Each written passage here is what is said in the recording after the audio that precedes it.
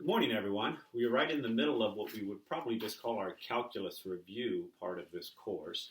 And just to kind of keep in mind the idea behind this, most of these topics that are required through the IB Further Math Calculus option were presented and we practiced with in our BC course last year. There are a few topics that are new to us, and we'll hit some here as we close out the year. But for the most part, what I've tried to do here in this series of videos and worksheets is to just kind of section off the different big topics. You might remember A through F was all about continuity, limits, differentiation, and some of the basics, kind of an analysis type for those topics. We then moved on G, H, and I, and that was more about the Riemann sums and how that connected to integration and some of the big ideas of integration. This next little section is going to deal with series. And it was our last topic in the BC course, so hopefully you're still familiar with it, but it's also one of the most intricate type of topics. So here is a quick outline and overview of some of the things you're going to see, not only if you read the text, J, K, and L, but also work on the problems that I'll send here in a few minutes. We're dealing with series, of course, and a couple things before we even get into some of the details. When we talk about a series, we can think of it as a series, which we understand what that means, or many times we try to write it as a function, because the function can basically model the series. The series could be discrete, where you're just adding one term plus another, like 1/3 plus a fourth plus a fifth, but you could also model that as a function. So that's going to be an important thing to remember. Another is that one of our big goals is to determine if it converges or diverges, which really means, does it have a sum or does it approach a sum? And maybe even, do I know what that sum is? And those are two different questions. So here's an idea of the different tests. And I know you can read these, but I think I want to put them in kind of one big list here. We have this thing called a comparison test. Comparison test, you might remember, is simply that if there's a known series that diverges and the one I'm looking at is bigger term by term than that one, then it diverges. If I have a known series that converges and the one I'm looking at and considering is less than that one term by term, it's going to also converge. There's a whole big gray area in the middle that we can't really decide on. We then move to geometric.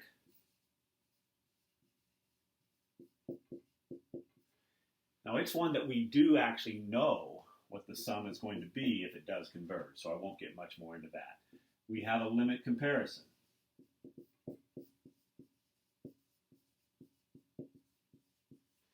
Now our limit comparison we had last year involved just taking a limit of our given function compared to some other, again, known function, whether it converges or diverges.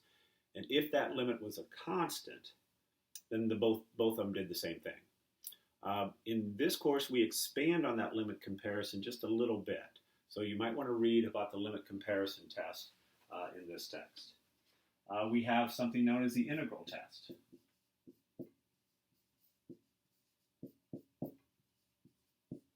That's where we really turn it into a function, and then we integrate it. These are improper integrals, which we've looked at.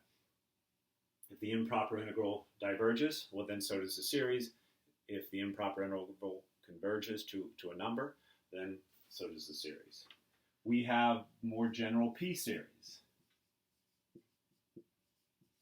Now, the p-series was very helpful along with the comparison and even the limit comparison. Because we know that if we have 1 over x to a power, or 1 over n to the power, however we want to look at it, we can tell very quickly if it's going to converge or not. We have our alternating series.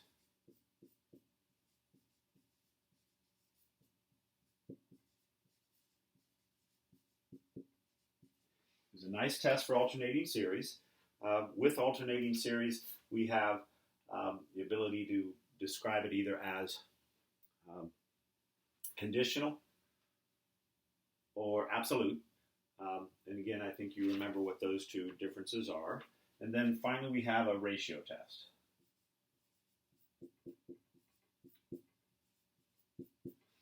That's just writing the terms in general a sub n. If we have an a sub n plus 1 over a sub n, and that's going to turn into a number, then a constant number, then it's going to converge. But again, I think you hopefully remember what the ratio test does. One other thing we like to do with these is actually find the sum.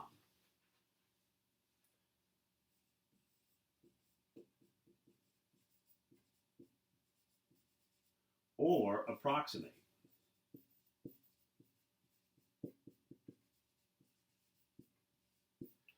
Well, first we like to decide if we can find the sum. Of course, with the geometric, we know what the sum is. There are some situations with the p-series we can find the sum. As far as the approximation, in all of them, what we can do is we can truncate some of the terms and get an approximation. There's a little trouble with that. We don't really know how good of an approximation it might be. However, there are some, such as the alternating series, we can get pretty specific about how good our approximation is. And remember, it comes down to that first neglected term. And some of these others might have something similar. So if you can find the sum, great, we find it. If we can approximate it, we can always truncate, but then we have to realize there's going to be some error. And in some situations, we can really be specific even about that error, how far off we might be. Okay, the next thing, and I'm just numbering these so I don't forget, we take a little bit more work with a very specific type of series, which was called the power series. Now, the power series is basically anything where you have something to a power, and it could be a polynomial type. And with a power series, we tend to want to do a couple different things. First, of course, is we want to know if it converges. But a power series is always going to converge at what we call the center. So what we tend to look for is what is the radius of convergence? How far from that center does it converge? And therefore, there's an interval of convergence. So we tend to find the radius of convergence and what we called in the past the interval of convergence. Now, these involve the ratio test, you might remember, and then getting the endpoints could involve some of these other tests. So understanding a power series will converge at the center, what its format is, and how we find it could be important. We also do a couple different things with the power series.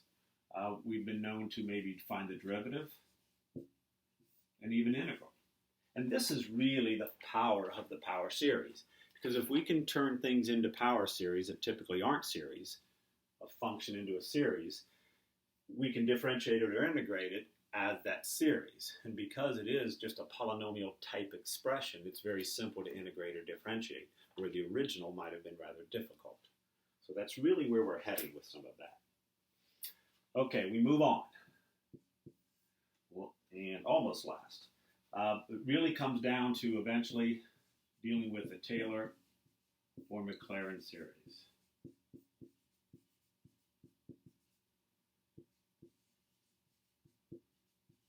And we even can break it up into just a polynomial instead of a series. Now, these are power series.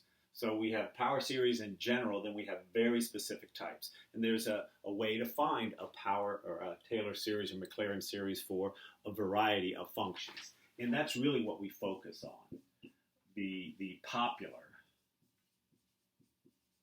functions. And by popular functions, of course, we have sine and cosine. We have e to the x. We could have log of x plus 1. 1 over 1 plus x. There's a variety of what we might consider popular functions. And then the other thing we tend to do with these is we have combos.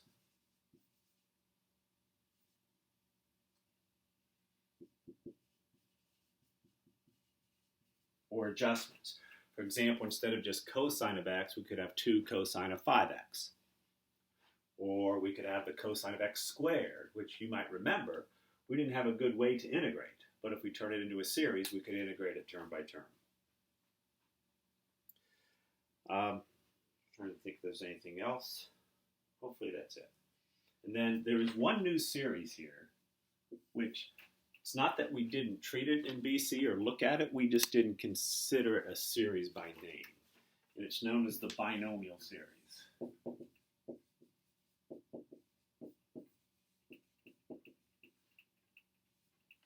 And the binomial series could be thought of really almost like your binomial expansion. 1 plus x, 1 minus x doesn't really matter. But if I use n,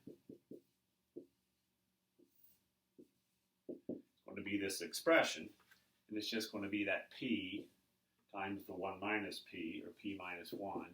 That's going to dot, dot, dot all the way to p minus n plus 1.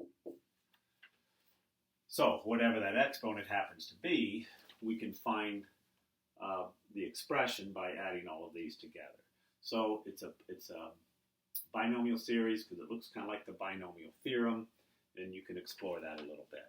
I think in the big picture of what the IB would expect on a test, if we were to prepare for a full test, it really comes down to this part. This middle part is big. All of this, yes, we use over here, but most of it comes down to these Taylor-Maclaurin series, adjustments, integral of convergence, radius of convergence, of power series, and so forth. So in a few minutes, I will post a handout with problems from JK and L.